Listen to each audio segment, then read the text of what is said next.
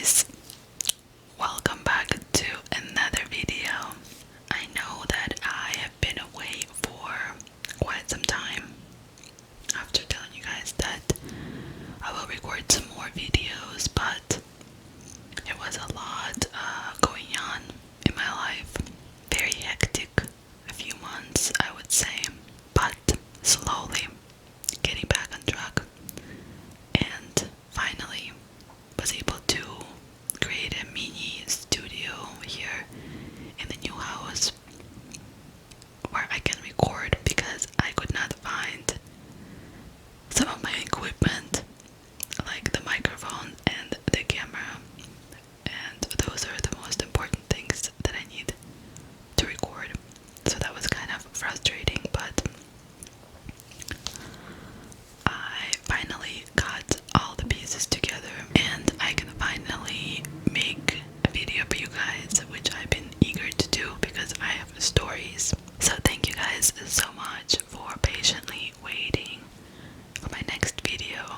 If you were, I really appreciate that. One thing that I can still not find is my bag of crochet hooks. So I'm gonna continue on with this project that I left off last time because it's been so busy that I wasn't able to do much of that project, and I didn't even finish it. As you can see,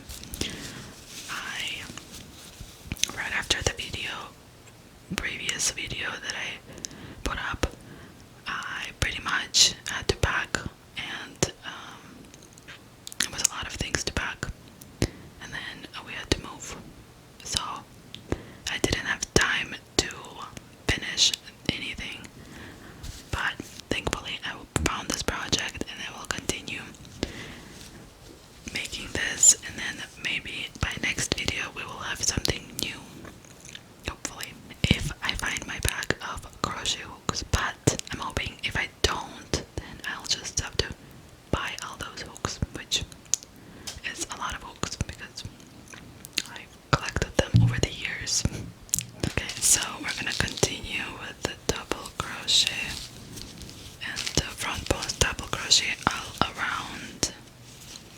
Today's story is about a stalker who pretty much changed the laws of stalking back in the 1980s. Let's get started. Richard Wade Farley was born on July 25th, 1948 in Texas, United States. Fun fact, or I'm not sure if it's a fun fact, but nonetheless it's a fact. But this is the third time that I have someone with my birthday in the videos. My birthday is July 25th as well, so I share the same birthday with the perpetrator here. My previous videos was with Lisa Au, who was banished, and she also was born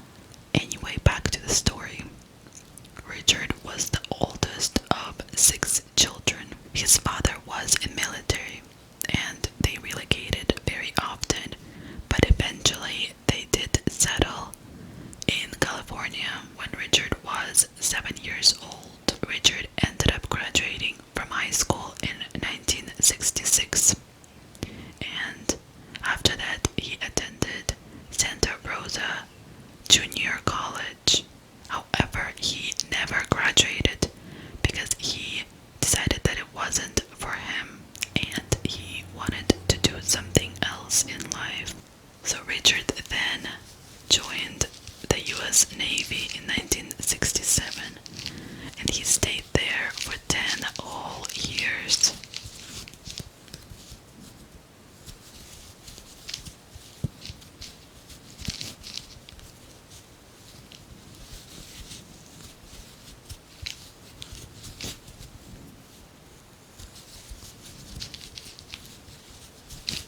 He learned a lot about computers and electronics while he was in the Navy. It was even reported that some of the things that he worked on in the Navy required him to have a high security clearance.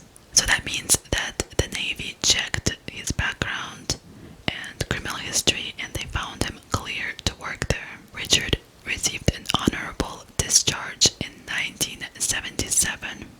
And after that, he went to work for a company called ESL. And ESL is a US military contractor, and it stands for Electromagnetic Systems Laboratory. This company was located in Sunnyvale, California. He was working as a software technician there.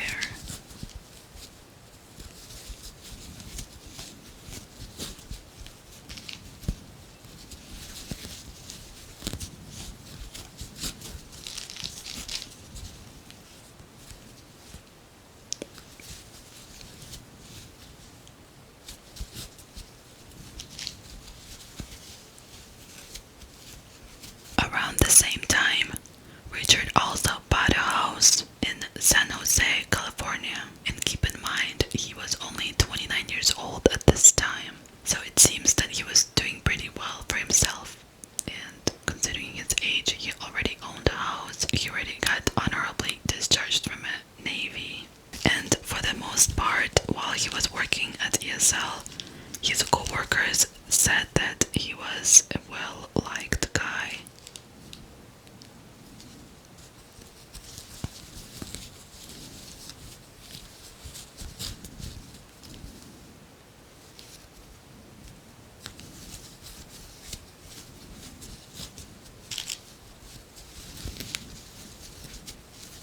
He was also a hard worker, and people said that they could always rely on him. 7 years later, in April of 1984, now 35-year-old Richard Farley met 22-year-old Laura Black, who at that time began working at ESL as an electrical engineer. Laura just recently moved to Sunnyvale, California from Virginia. She got hired at ESL after receiving her master's degree in computer science. So we can see right away how bright Laura Black was. She received a master's degree in computer science. In my opinion, is the hardest degree there is. And that was all when she was only 22 years old. This was her first big job. And of course this was a big deal for her. A huge deal for her. So she moved all the way across the country from Virginia to California to work at this big company called ESL. Richard met Laura on her first day as she was getting a tour of the company as a new employee.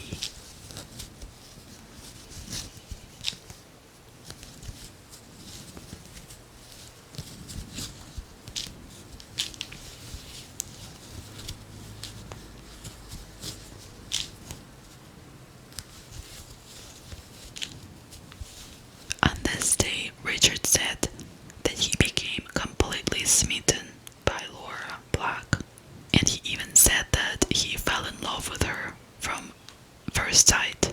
Now Laura was extremely beautiful, young and smart, and Richard was completely infatuated by her. As for Laura, after she met Richard, she didn't really have any feelings towards him, and she just continued on with her day. He was much older than her, not very attractive,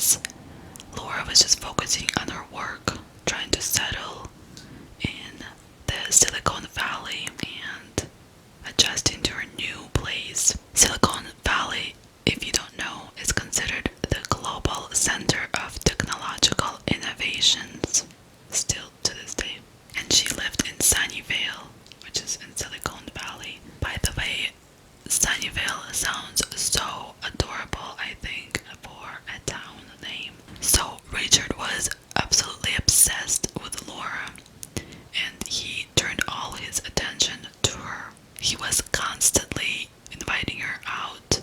However, Laura Black did not want anything to do with Richard Farley. She turned him down every single time he asked her out because she was not attracted to him.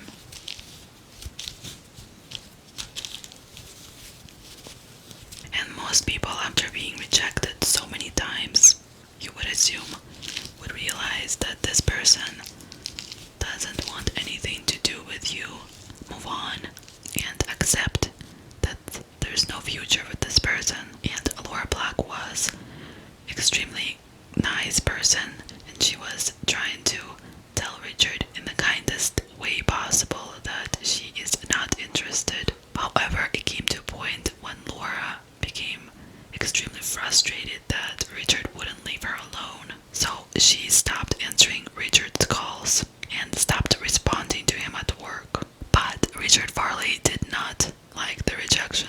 He continued calling her, writing her letters.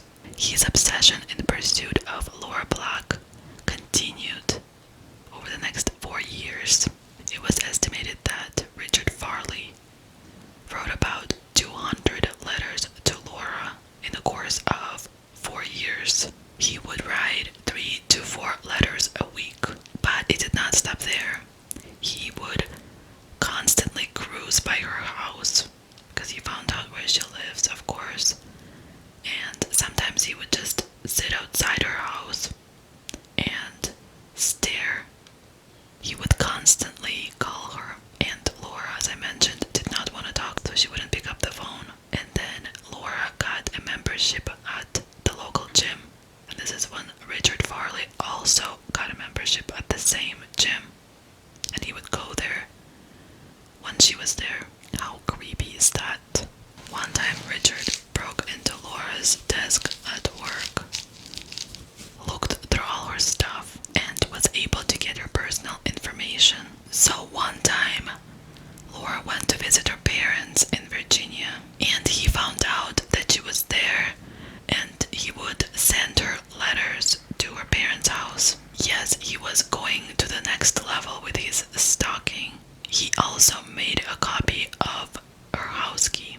However, he never used the house key to enter the house. What he did was, he left the key inside her car with a note that said he can always get to her if he wanted to. Laura changed her phone number countless times, and she actually moved 3 times during the 4 years. I would assume that the reason why she didn't report him during this time was because the laws about stalking were quite different in the 1980s. Stalking would rarely get prosecuted. Laura did eventually go to the HR department at her work for help in 1995, because remember, Laura and Richard still worked together. So the HR department met with Richard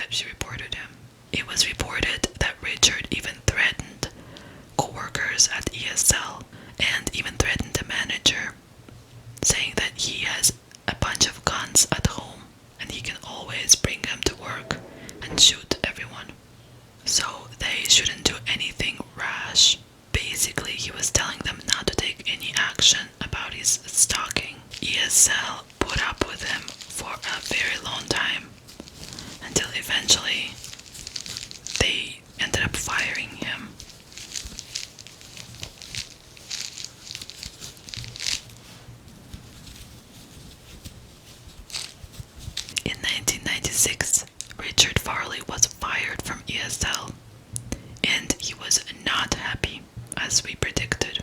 In fact, he was extremely devastated, because at this point he has been at the company for almost 10 years, and he was making pretty good money. Now, all of a sudden, he became completely broke, and he had to sell his house, and this is when Richard moved into a more affordable rental apartment. He also had to sell some of his possessions in order to make ends meet and pay his bills.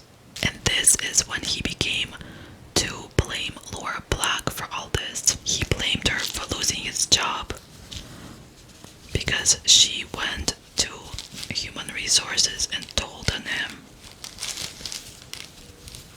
And that led him to eventually getting fired. So, his firing from ESL didn't stop his stalking, of course, and it made it worse. He now had a lot more time on his hand since he wasn't working, and so he would call Laura every single day now. He would call her even at work. He would call her at home.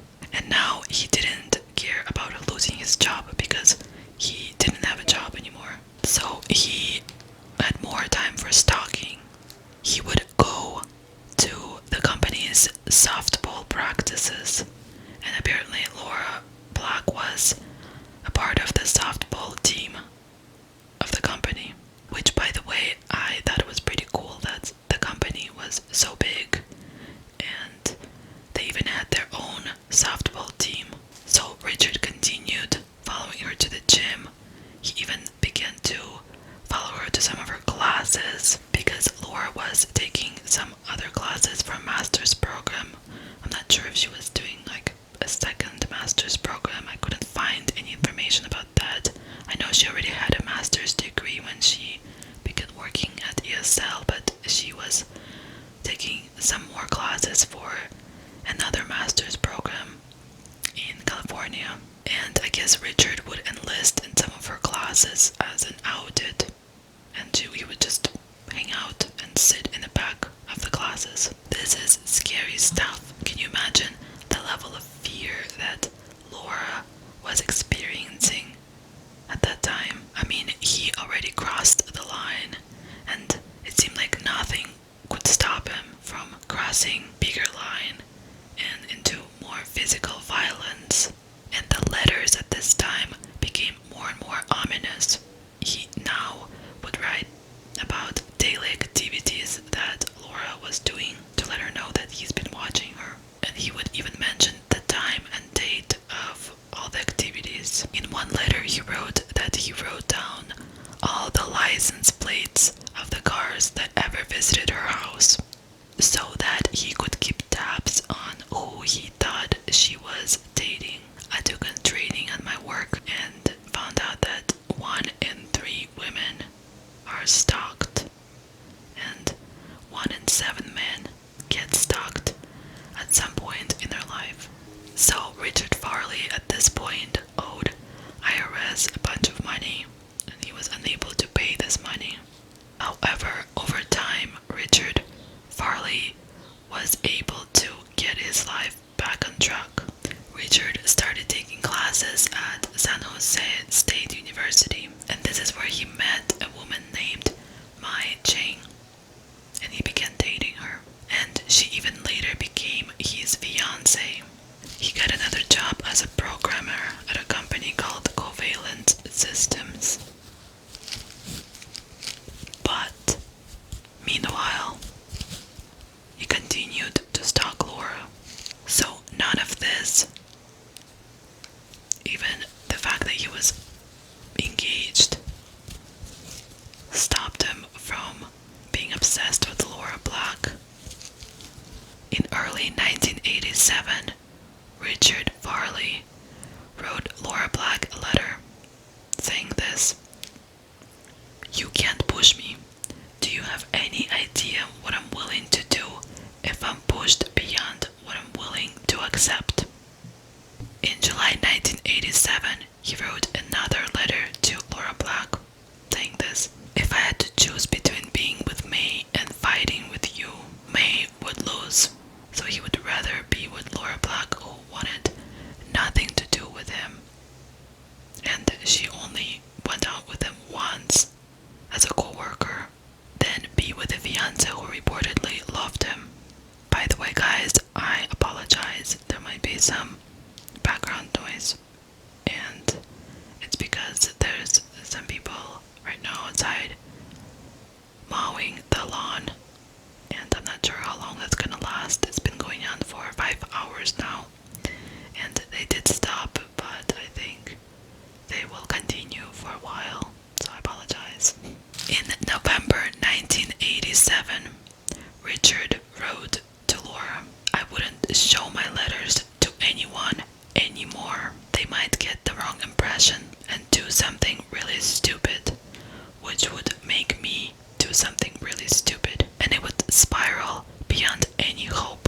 recovery. You cost me a job, $40,000 in equity taxes that I can't pay, and a foreclosure. Yet I still like you. Why do you want to find out how far I'll go? I absolutely will not be pushed around, and I'm beginning to get tired of being nice. First of all, when was he ever nice?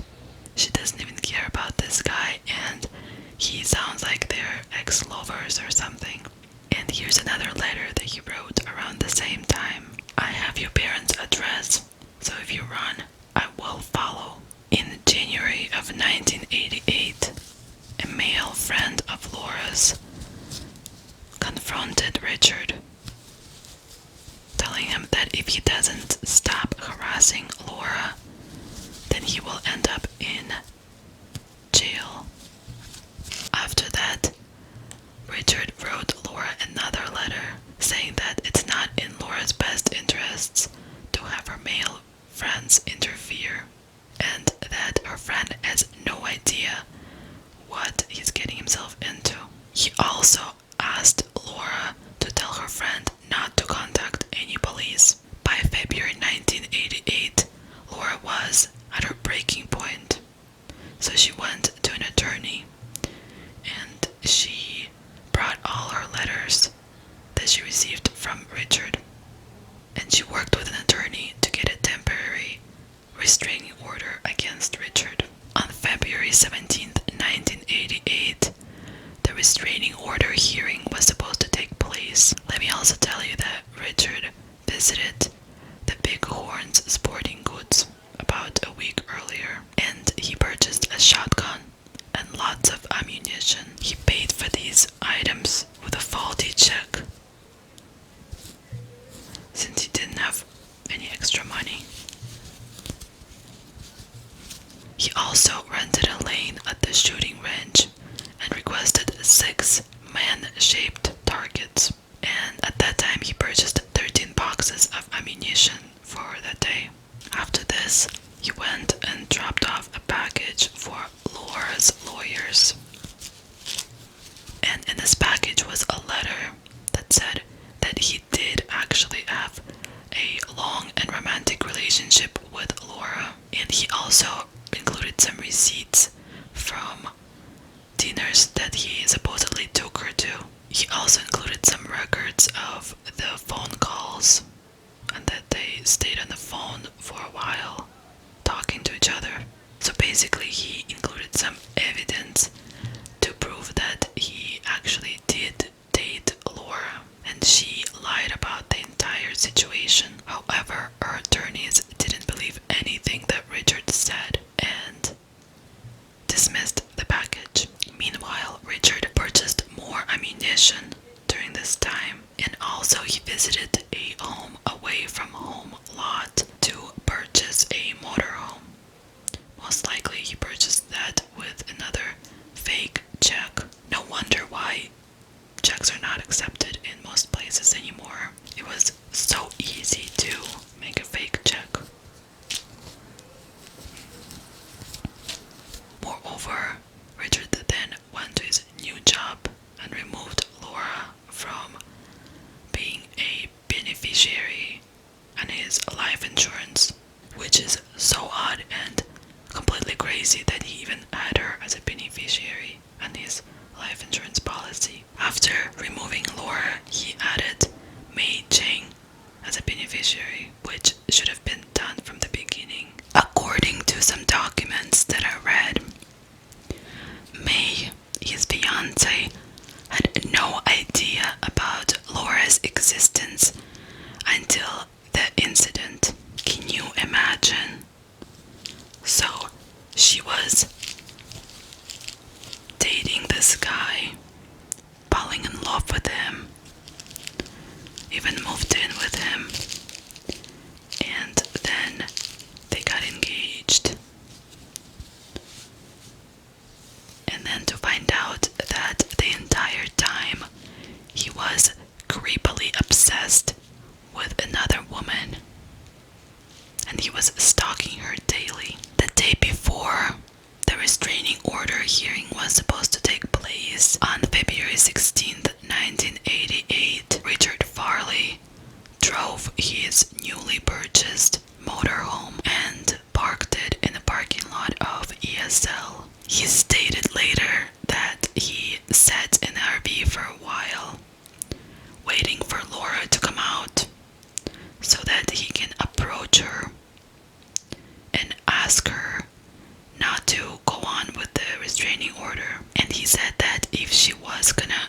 say no to him. He was planning to kill himself in front of her. So he waited in a parking lot until 3 p.m. However, Laura never came out.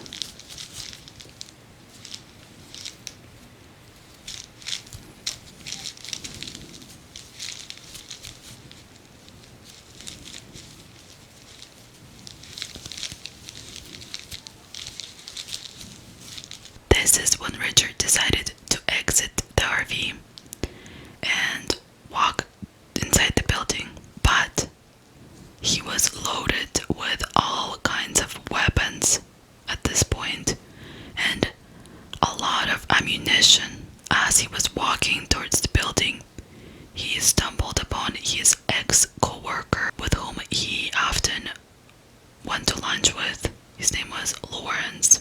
Richard shot Lawrence with a shotgun, and Lawrence unfortunately died right away. Richard then saw another employee of ESL walking by, whose name was Randall Hemingway, and he shot at him as well. But Randall quickly ducked behind his car, and that thankfully saved his life.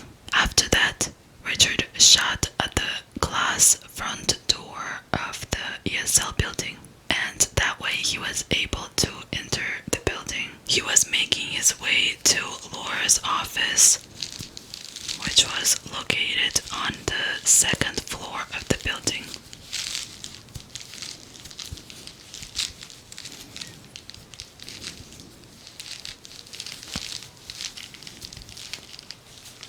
And he would shoot at anything and anyone that would get in his way.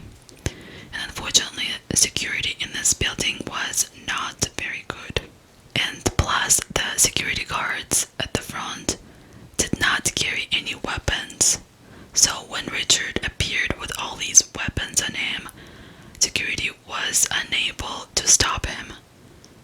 They couldn't really do anything. Near the entrance, Richard ended up shooting and killing his second victim on the first floor. And this person was just sitting at his desk, minding his business. And then he shot and killed another man who was standing at the landing of the stairs, which led to the second floor. As the shots were being fired, imagine how loud it was. And of course the echoes of the shots got to people across the building.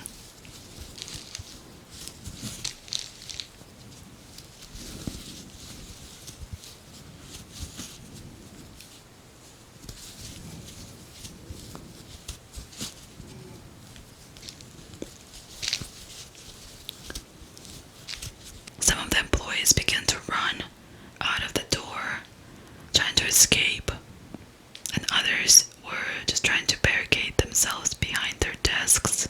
I can't even imagine how scary it was for everyone. As Richard was walking, he was firing randomly on the second floor, and this is how he ended up killing his fourth victim, by randomly firing through a locked door. So he didn't know who was behind the door.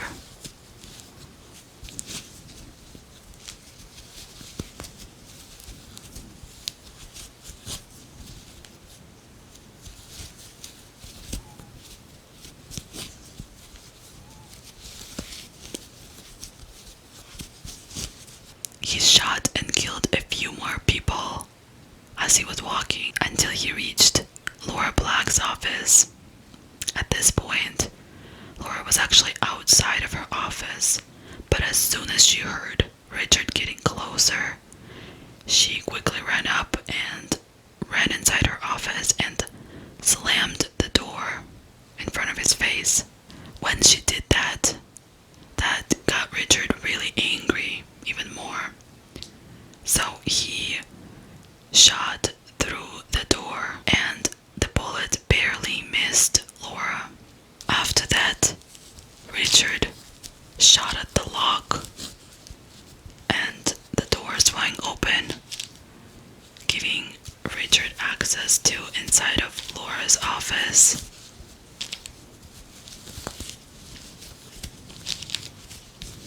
This is when Richard shot at Laura with his shotgun, and he hit her shoulder, which actually caused Laura to fall down and lay unconscious on the floor. This is when Richard walked out of the office and continued to shoot at random people. The reason why Richard left her there, according to Richard himself, was because his intention was never to kill Laura. He wanted her to live and to see that he was not joking, and maybe next time she should take him more seriously. The entire shooting lasted about 30 to 40 minutes. At one point, after shooting some more people, he went into one of the offices and he called security from one of the phones. And he called the company's security, telling them that it was him who was the shooter. And then, over the next 5 hours, police attempted to negotiate with Richard Farley, and even the SWAT team was called, and about 75 officers in total were there. And I guess police couldn't really get a clear shot of him as he was inside, or they would have shot at him. Police later said that as they were negotiating with him, Richard sounded mellow, like he was sleepy. By 7 p.m., the SWAT team secured the first floor, as Richard was still on the second floor. This allowed some of the employees to escape from the first floor. By 8 p.m., Richard Farley put all his guns down in one of the second-story rooms and walked out to the first floor, surrendering himself to police. And the reason why he decided to surrender is because he said he was hungry. I have no words about this, and because for some reason it seems even comical that he was hungry after such a long, busy day of killing people. Laura was able to escape through a window with the help of some other co-workers, so she wasn't in the building at this point anymore. She escaped a while ago. There is actually a video footage that can be found online of Laura escaping the building and running outside and being put into the ambulance. Not sure who filmed it in 1988, since people didn't just carry phones with them at that time. But I think the news station heard about the shooting and they were outside of the building with the cameras at this time.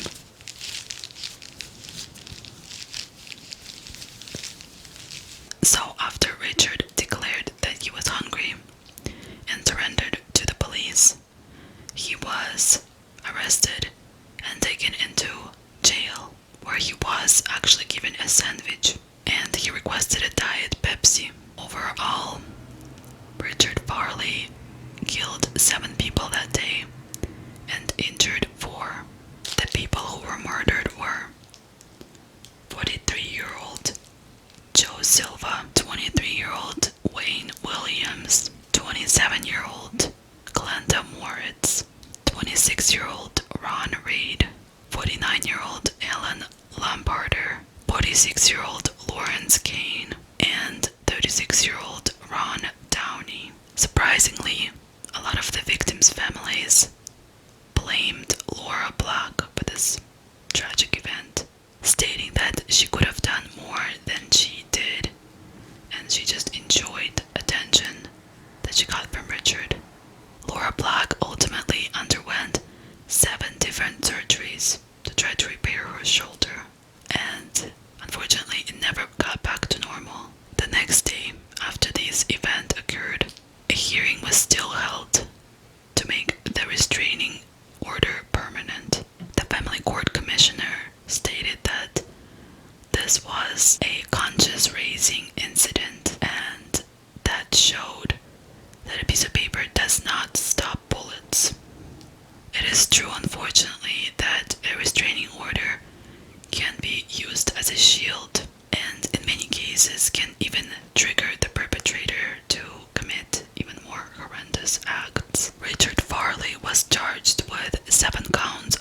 first-degree murder, 3 counts of attempted murder, and 1 count of assault with a deadly weapon. He pleaded not guilty to all of these charges. His trial began in July of 1991, so a whole 3 years after the event. At the trial, prosecutors revealed a letter that Richard wrote to Laura a few weeks after the shooting, so he wrote it from jail. In the letter he wrote, "When I go to the gas chambers, I'll smile for the cameras, and you'll know that you've won in the end. Obsessed much." I'm not sure what he meant by that last phrase, because she was never obsessed with him. She didn't care about him this whole time. The jury were shown a videotape of the aftermath and how gruesome it was. And you can imagine the disturbing scene after the shotgun blasted. There were skulls everywhere, faces torn apart, and body parts everywhere. This was like a scene from a horror movie, except this was real life. I would not want to be a jury in this case, just because they didn't ask to see the videotapes and pictures of this gruesome scene, and they probably all had nightmares after this. 2 of Richard's co-workers testified, saying that he talked to them about committing a mass murder, pretty much in the same way as the 1984 McDonald's mass murder, where 21 people lost their lives. The defense tried to argue that the shooting wasn't premeditated. However, it was kind of hard to fight that, considering that he was strapped with 17 guns and 17,000 rounds of ammo. It does not sound like he was going there just to have a simple conversation with Laura. Laura Black was on the witness stand for 2 days to tell her story of how she was being stalked for a whole 4 years. At one point, she even bared her shoulder and revealed her injury, and the arm that was shot was completely paralyzed. She couldn't move it even after 3 years have passed. She told the jurors that her only thought was to stay alive and to get out of the building, because she knew he wanted to kill her. She said that after being shot in the shoulder, the wound was so bad that at one point she stuck her hand inside her shoulder and grabbed onto her artery so that she could squeeze it and blood would stop pouring out so much. Laura Black stated that she could hear Richard Farley in the next room talking and negotiating with police, and she tried to stay quiet so that he doesn't know that she's still alive. Defense attorney argued